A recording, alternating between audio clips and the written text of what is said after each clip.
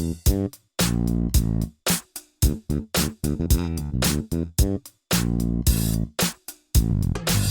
is Anthony Morganti. Welcome to my podcast, For the Joy of Photography.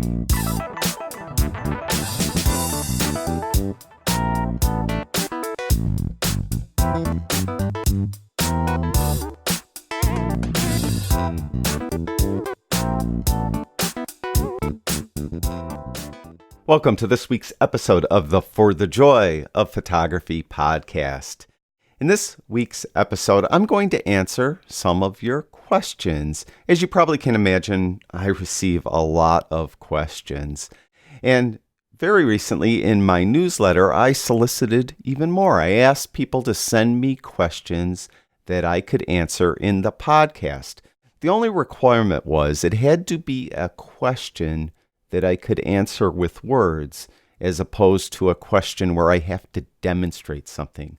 That's because most of the people that tune into this podcast actually listen to it. They don't actually watch it on YouTube. They're listening to it on whatever podcast streaming app they might use. So with that, I've asked for questions that I could answer with words. And as it turned out, I received a lot of questions, and a lot of those questions are questions I've received through the years, like over and over again. So what I'm going to do is, in this episode, I'm going to answer 5 of the questions that I most often receive. These are questions that through the years I've received many, many times, and I actually have answered in probably other videos here and there. But since I keep receiving these questions, it doesn't hurt to give them answers again. So what I'm going to do is have slides, those of you that are watching the video, that show the question, and those of you that have asked the questions, just be aware I probably paraphrased what you wrote to make it shorter. So just, so you understand that I'm really answering your question, I might have paraphrased your email to me, mainly to fit it on the slide. Now, the first question, again, is a question I've received all the time. Why are some, and oddly only some, of the photos I share on Instagram blurry when they appear sharp on my computer? This is a very common issue when you're uploading any image to any social media site. Many times it will look horrible on the site. And that is mainly due to the size you used when you uploaded the image. Let's talk about Instagram. Instagram has very specific size requirement it needs to display. So every image, when someone looks at it on their phone, looks exactly the same size.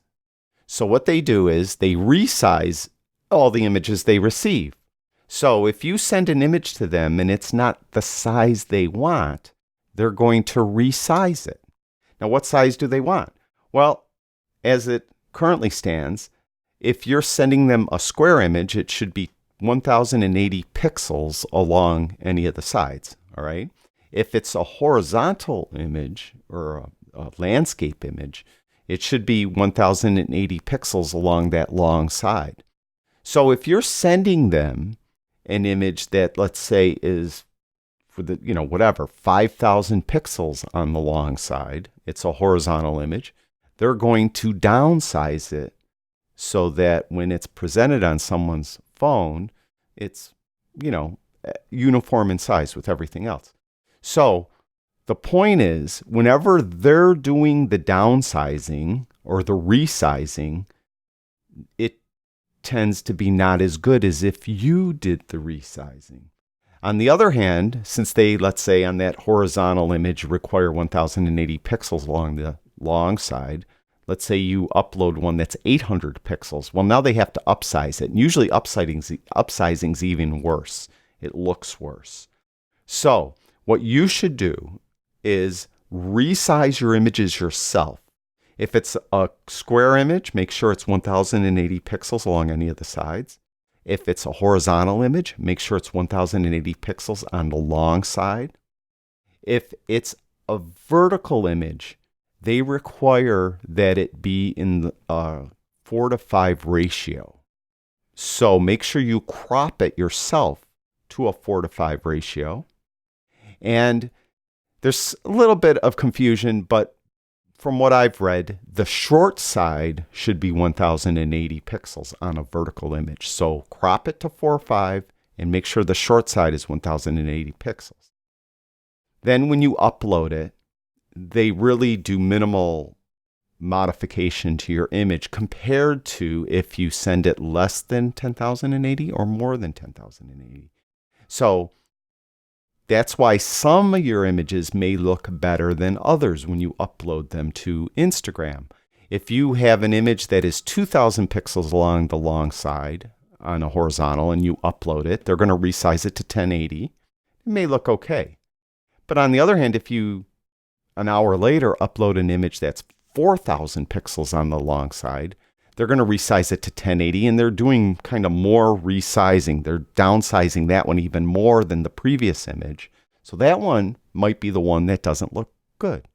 So what you really should do for any social media, Facebook, any of them, Instagram, Twitter, Google optimum size for image on Facebook, whatever, do a Google search, because quite often these requirements change. For example, for the longest time, Facebook, for a horizontal image, it was 2048 on the long side. Now it's 1200. So they change, So, they'll change the way their page looks, and then their images become smaller in the case of Facebook. So now it's 1200, whereas before it was 2048. So Google every now and then what size requirements site or optimum size. It's not really a requirement because they're always going to be resizing it. So if you send an image to Facebook that's 7,000 pixels on the long side, they're going to resize it. They're not going to reject it and say it doesn't fit. They're going to resize it. So you need these optimum size requirements. You want them to do as little manipulation to your image as possible. Another thing is use the sRGB color space. Typically speaking, anything bigger than the sRGB color space, like the Adobe RGB color space or the ProPhoto RGB color space, all those colors won't be rendered on most phones or computers, even monitors for that matter. So a lot of times colors won't look right on your image. Then you remember it maybe on your Adobe RGB monitor. So what you should do is just process and export in sRGB so you know what it looks like, and you're going to hopefully get that same rendition of the image on cell phones and things like that. So, really it's mainly you have to be aware of the size requirements or the optimum size, that optimum image sizes that a specific social media site uses, and then that way they're not manipulating your images that much. They tend to look better if you do it as opposed to them doing it. That was a lot of words. I hope that answered the question. Okay, I'm considering a career in photojournalism. Any advice? I kind of fibbed a little. I said that I receive questions like this all the time. Actually, this question I haven't received that often, but I received it via my newsletter when I asked people to send me questions. And I thought this would be a very interesting topic to talk about. Photojournalism, I wouldn't call it dying, but it is definitely downsized and changing compared to the glory days of photojournalism, which would be the 60s and 70s, which is even before I was a professional photographer. I'm old, but I'm not that old, okay? So in the 60s and 70s, there were hundreds, if not thousands, of print publications in the United States alone that did photojournalistic type stories. Today everyone knows National Geographic, right? They're one of the few left that are using photojournalism or photojournalistic style photos, so a picture story, stories that, I guess what qualifies as photojournalism in general, in very general speaking terms, is a story that where at least half of the information is presented with images. And the other half, at least, at most, I guess, is with words. And that's really what National Geographic often does. You'll see that there's articles, lots of words, right? But there's also lots of images with captions. So half of the information is given throughout the images and the other half with words. And that is generally, very generally speaking, okay, photojournalism type thing that I guess National Geographic does. Back in the day, though, like a Life magazine and Look magazine, it might have been even more skewed towards the images, right? Very less on the actual written word. But that's beside the point, though. The problem is there's not as many print publications anymore, be it magazines or newspapers, that there were in the 60s and 70s. They're going the way of the dinosaur, right? So there's not as many opportunities to be hired as a photojournalist. Now, many of you might argue that, okay, but like the New York Times doesn't sell as many newspapers anymore, but they have a huge online presence. They have the most subscribers they've ever had. Because, just if you count their newspapers and their online subscribers, they have the most subscriptions they've ever had. Well, yeah, but they're two different things. Back in the day, you probably could remember, those of you that maybe aren't old enough, you might remember your parents, your grandparents. They'd wait for the newspaper to come. The newspaper came, they would often read it almost entirely, from the first page to the last page. Section A all the way to Section D, right? They'd read the entire paper. Well, the way the world is now, and we're being bombarded with news instantly, it's a lot more not we're not spending as much time just reading the news. So yes, the New York Times has the most subscribers they've ever had, but most people don't read even the online version of the New York Times from cover to cover, for lack of a better word. They're just catching an article here or catching an article there. Then they go to a different website and catch an article here, a different website, catch an article there. So you're not investing the time in the newspaper like they used to, or a magazine like they used to. Very fleeting. Because of that, the magazines and newspapers aren't making the advertising dollars they used to make. And the advertisers are finding, that's because the advertisers are finding that they're not getting as much bang for their buck anymore. Back when Grandpa read the New York Times from page 1 to, the last page in Section D, the advertiser knew that Grandpa's eyes were probably going to fall on their ads somewhere along the way. Whereas now, they're probably not, and plus we've become immune to these online ads. We don't even glance at them. We just go right through everything. So they're not getting the same bang for their buck. And a lot of these advertisers are shifting to, believe it or not, to influencers on mainly Instagram. So, for example, a company like Coach might have a new handbag coming out. And if Coach was around, I know they weren't, but let's say if Coach, they're a bad example, I agree. But if they were around in the 60s, they might take a quarter-page ad out in the New York Times for their new handbag. And a lot of people would see it, and a lot of people would probably run down to Macy's or wherever and buy, wherever they could buy a Coach handbag.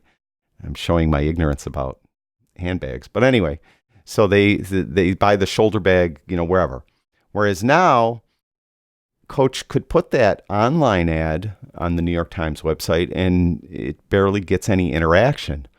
But they could get a Kardashian to wear the handbag and put a photo on Instagram, and they get much more bang for their buck. So that's where the influencers are coming in now and stealing a big part of the advertising pie from the newspapers and magazines. So there's not as much money there. You probably read that many newspapers are firing all their photographers because now, with the advent of everyone having a cell phone, they are letting writers supply the images for the stories. And there's really not that kind of photojournalistic picture spread anymore. You don't see that anymore. You're just seeing a lot more articles with a picture here or there. So photojournalism has changed a lot. It's a lot more difficult to find work. We're also living in what they call the gig economy now, where you don't get hired anymore. You get purchased. Basically, you're a lifetime stringer, meaning the New York Times, well, maybe it's not New York Times, but a newspaper, let's say the Buffalo News, where I live in Buffalo, they're not going to hire a photographer anymore, but they will buy your images. So they're just, it's called the gig economy. They're just not hiring you, but they're buying some of your stuff. So they don't want to pay, health insurance and other things that they might have to pay if they actually hired you to their staff. So it's very difficult to be a photojournalist nowadays. Now, with that said, there are some things you could do to help yourself. First of all, you should be willing to do just about any type of photojournalism. Back in the day, probably a photographer could pick and choose. I want to be, wildlife. I want to do this type of photojournalism, news, politics.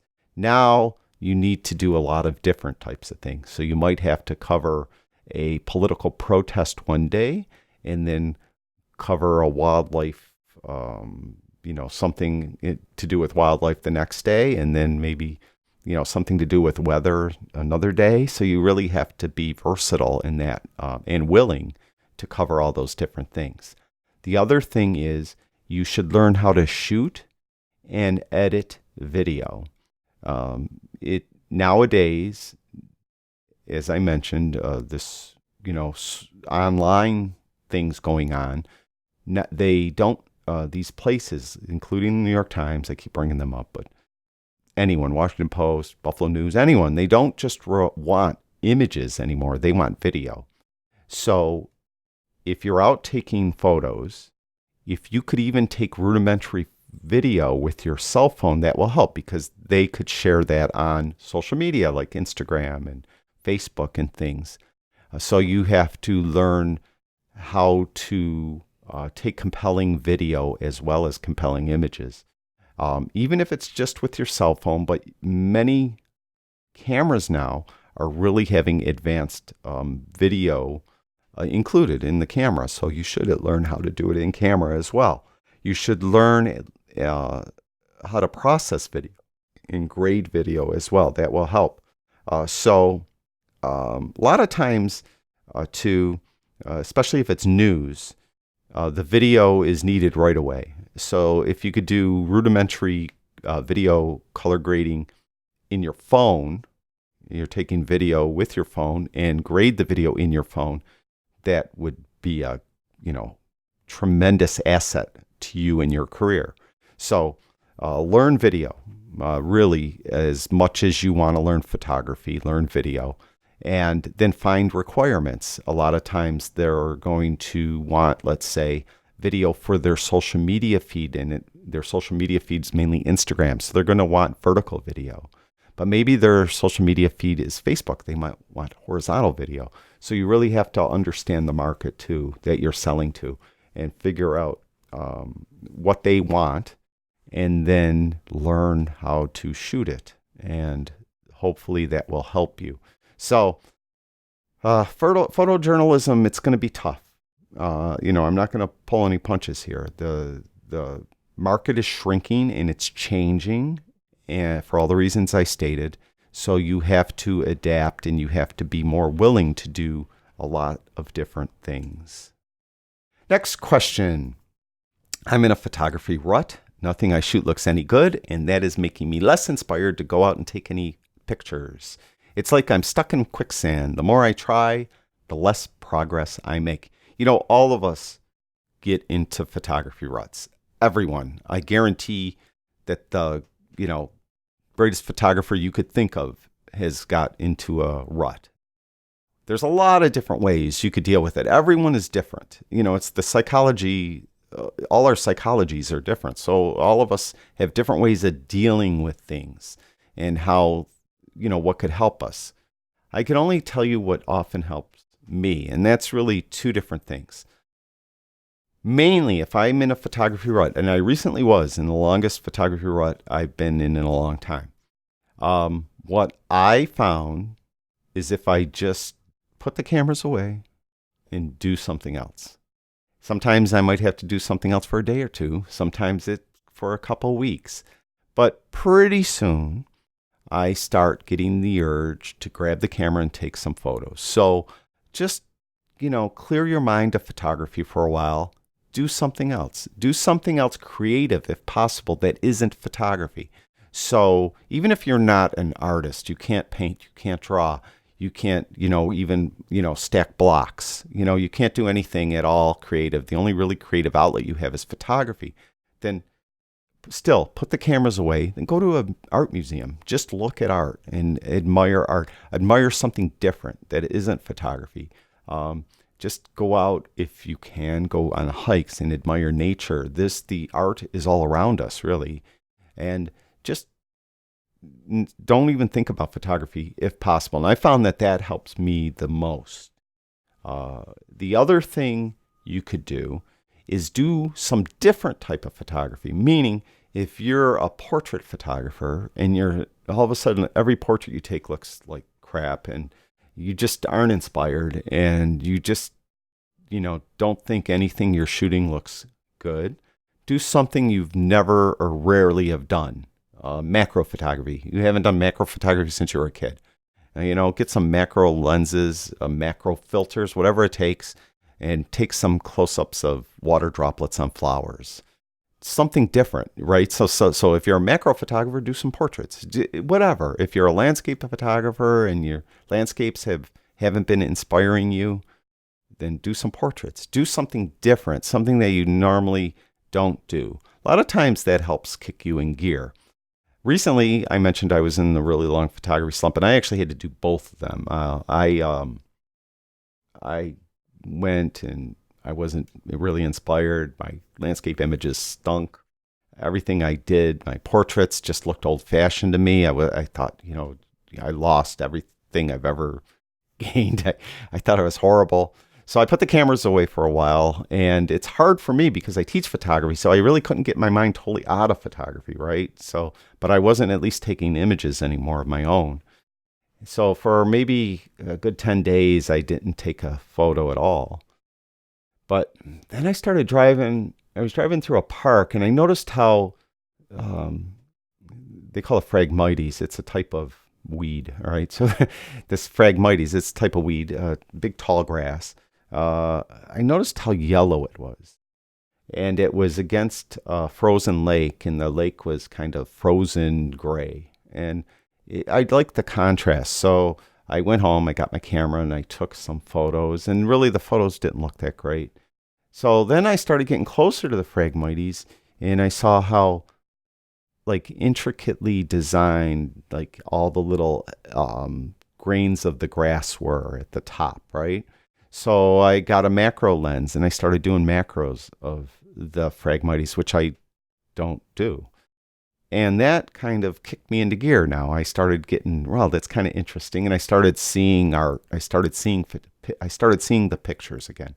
And that actually often happens when you're in a rut. You just don't see the photos anymore, meaning when you're really on top of your game, let's say you're a landscape photographer, you could be driving down the street and just see something and have to stop the car and take that image.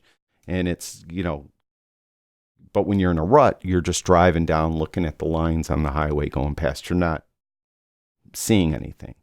And I think that helped kick me into gear. So everyone's different. You're going to have to experiment with what works for you. But I would say try not taking photos for a while. Try doing other things. If you're a cook. Enjoy the aroma, smell of the food you're cooking. the beautiful colors of the food. So look at things, but in a different way, not in a photographic way anymore. Look at the food as a chef would. If you're hiking, look at it as a wilderness outdoor person would, instead of as a photographer. So try to get your mind recalibrated. That's, I guess, for lack of a better term. So hopefully that helps. But everyone does this. Don't worry about it. It happens to everyone. Next question. I'd like to get my work shown in a local gallery, but I have no idea how to get that done. Any advice? Oh, yeah, this is hard. First of all, I hate to be a downer because I was such a downer on the photojournalism person. I feel bad about that. But okay, you have to keep in mind that any given city that would have a gallery in it is probably going to be a middle to large size city, right? So you're going to talk, a couple 100,000 people to maybe several million people. Inside of that city, there's going to be dozens, if not hundreds, if not thousands of photographers that want to get their images in the gallery. And the gallery might have 3 or 4 showings a year of photography. So it's like super difficult, right? Very, very difficult. But with that said, it's not impossible. And I guess maybe I'm getting ahead of myself, but the other thing that makes it difficult, and probably a lot of people are going to lambaste me for this, but it is kind of a club, meaning it's not how good your work necessarily is, it's who you know. It's maybe not, now that's a blanket statement, and that might not be true everywhere. But generally speaking, from my experience, you're just not going to walk in cold to a gallery and throw down some, images, and they're going to say, we got to give you a show. It doesn't work that way. Generally speaking, it's by recommendations. So it's from someone who knows someone who knows someone that could get you an in to the gallery, whoever's in charge of whatever, and they could get you a showing. Gallery has a lot of other things to consider. Can they make money off you? So if they can't make money off you, it doesn't matter who you know. They're probably not going to show the images. But if they can make money off you, then they'll more apt be able to show you or to have your work in the gallery. Now, how do you go about getting into these? Well, if you're a student, if you're going to school for photography, believe it or not, the photography professors often know everyone in these galleries. They have ins. That's your in. You got to really be, picking the minds of your professors because they generally are the good connection to a gallery. The other thing is many times local galleries will have portfolio reviews.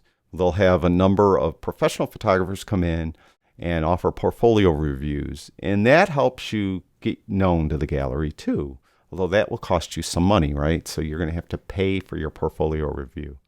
But it helps you get an into the gallery, and you should be asking questions about how do you just ask, how do you get a showing in the gallery? How do you get into the gallery? So that is another way you could get kind of your work out there and get it seen and kind of get an in to get to that gallery to get your images, whatever you want to do with the gallery. So it's very difficult, but try to foster those connections, especially if you're a student with your professor or professors. They usually have ins to the galleries. And if you're not a student, try to get portfolio reviews if they have them. Also, a lot of galleries have memberships. Become a member of the gallery. Kind of go to the meetings or whatever they have, the get-togethers, a hobnob. You got to try to sell yourself, and see if that helps you. So I'm talking in very broad terms. I mean, there's a lot of different ways or different types of gallery showings. If you're doing some type of photojournalistic thing, maybe you're photographing, homeless people, in your city, or drug users, drug use in your city. So that's kind of more of a photojournalistic bent.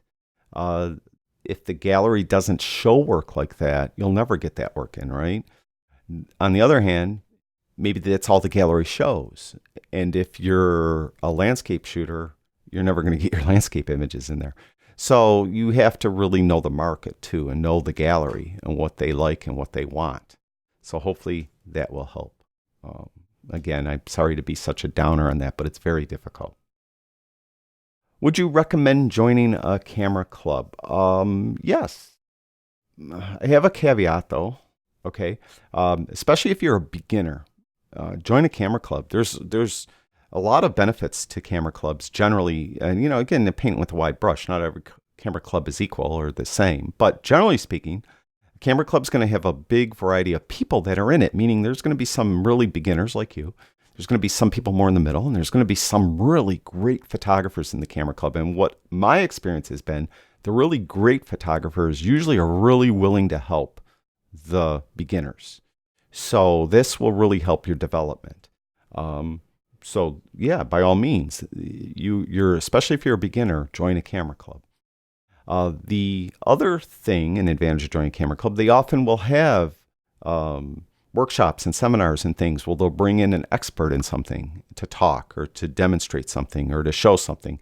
Some of the bigger camera clubs might even be able to bring manufacturer representatives in. So someone from Sony will come in and talk about their Sony cameras. And if you're a Sony shooter, you could ask questions about specific things about your camera or whatever, Nikon, whatever. So lots of advantages to joining a camera club.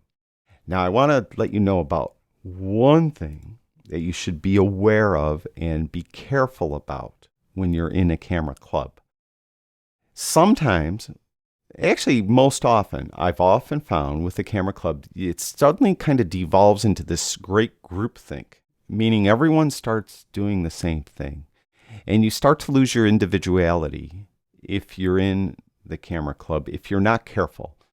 For example, let's say, a lot of times camera clubs go out shooting. They go on a shooting excursion, whatever they want to call it. They're for the few hours a day, once a month, they go to a specific place and take images. And let's say this day they're going to the Snapple factory, and you're going to get an insider's tour of the making of Snapple iced tea and drinks and things and the bottling of it and all this stuff. So you got this large group of people, and they're all with their cameras, and you see the machinery of the brewing of the tea, the bottling of the tea, the bottling of the bottles, and all that stuff. And people are taking images. And what you often will see is that some of the more innovative, better photographers maybe will kind of like get into a position, get a certain angle, have the light in a certain way, and take an image. And other people will see that photographer, wow, that was a great idea. And then you'll see almost a line of people taking that same exact shot. So what devolves is you have a certain small group, maybe 2 or 3 photographers that are being very innovative and doing different types of shots. And then you have a larger group that is just imitating what they're doing.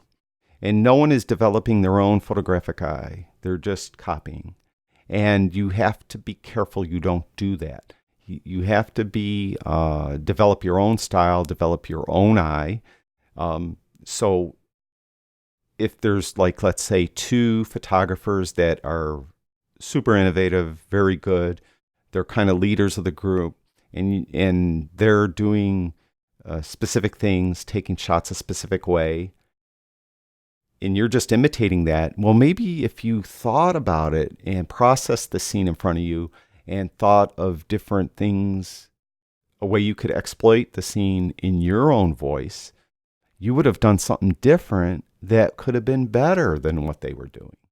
But if you aren't careful, you'll just be a follower, and you'll just be taking the same shots over and over and over.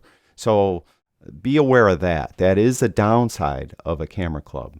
And I think you need to be careful of that. But other than that, especially if you're a beginner, camera club could really help you. And I think you could learn a lot. And it will really accelerate your learning.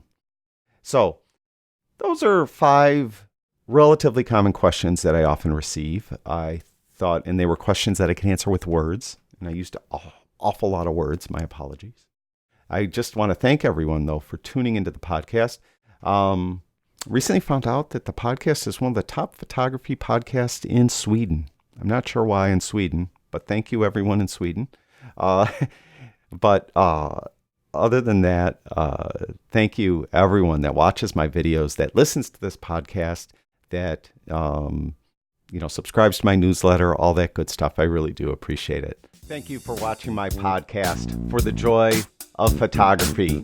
Remember, stop by my website, onlinephotographytraining.com. There you'll find all my latest videos and articles to help you improve your photography. That's it for now. I'll talk to you guys soon.